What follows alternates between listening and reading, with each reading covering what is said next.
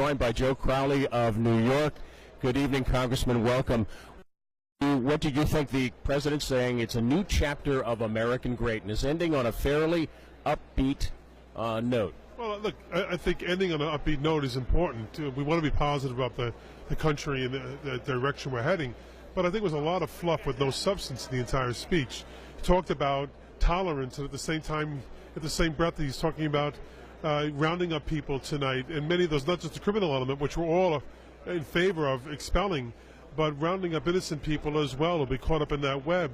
Talking about health care with no real substantive change mentioned in terms of how we'd bring about, as they call, undoing the Affordable Care Act and replacing it.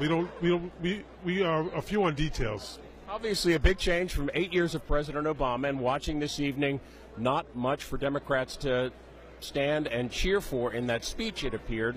You're the Democratic Caucus chair.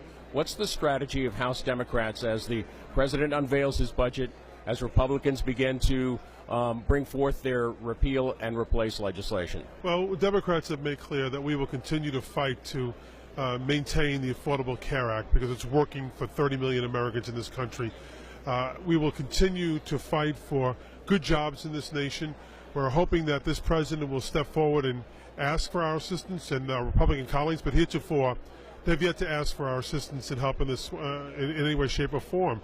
So I think, unfortunately, it's going to be just more of the same old, same old. That is, they're going to make like they're talking with us, and at the same time, absolutely doing nothing to incorporate or reach out to us. He finally put a figure, and it's been out there, for $1 trillion in infrastructure spending, both public and private financing. What do you think about that? Again, without the details of knowing where that's coming from, how the money is raised, how will there be toll roads where people, the middle class, will continue to pay through the decades ahead. We don't know what the details are, so it's how you get the $1 trillion and how do you pay for it is the real question. Joe Crowley of New York, thank you, Congressman, for coming by.